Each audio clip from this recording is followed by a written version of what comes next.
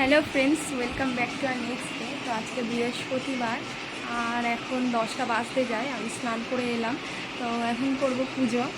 আর মানে ঠাকুরের বাসনগুলো সব মেজে নিয়ে এসেছি, তো এখন পুজোটা তাড়াতাড়ি করে নিই। তোমরা দেখো, আমার গোপু এখনও ঘুমাচ্ছে, এখনও তোলা হয়নি। গোপু ঘুমাচ্ছে, আর ওর জামাটা ওইভাবে খুলে দিয়ে ওর গায়ে হালকা একটু চাপা দিয়ে দিয়েছিলাম, তো ওরকম ঘুমাচ্ছে। আজকে দেরি হয়ে গেছে, আমি তাড়াতাড়ি করে পুজোটা করে নিই, তারপরে তোমাদের সঙ্গে কন্টিনিউ ব্লগটা করব।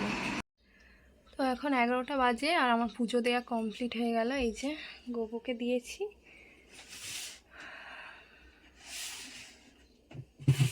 মা লক্ষ্মীকেও পুজো দিয়ে দিয়েছি, আর যেমন পারি তেমন একটু আলপনাও করে দিয়েছি। এরকম করেই আমাকে এখন ঠাকুর রাখতে হয়, তো আমি এইভাবেই এখন রাখছি। তো আজকে দুপুরে আমি এইগুলো রান্না করেছি। আজকে যেহেতু বৃহস্পতিবার নিরামিষই, তো এখানে এটা হচ্ছে আলু দিয়ে বেসনের বড়া, তার ডাঁটা ক্যাপসিকাম আলু দিয়ে ঝোল করেছি, আলু ভাজা, পটল ভাজা, ভেন্ডি ভাজা, আর এটা বাঁধাকপির হচ্ছে একটু বড়া মতো করেছি। এটা ওই আলু আর ভেন্ডির পকোড়াটা করে, এই আলু আর বেসনের পকোড়া, আর শিম ভাজা, কুমড়ো ভাজা, শসা ভাত, আর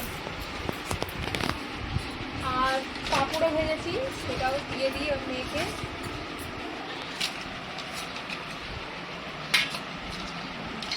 পাঁপড়টা ভেজেছি, মেয়ে আর মেয়ের বাবা পাঁপড় ভাজা খুব খেতে ভালোবাসে, দুজনে পাঁপড় ভাজা খেলে ব্যাস হয়ে যাবে, আর কিছু খাওয়া ওদের লাগে না।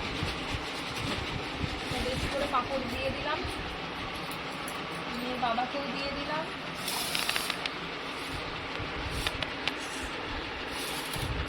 তো আমরা খেয়ে নিই। এখন ভিডিওটা এই পর্যন্তই, টাটা।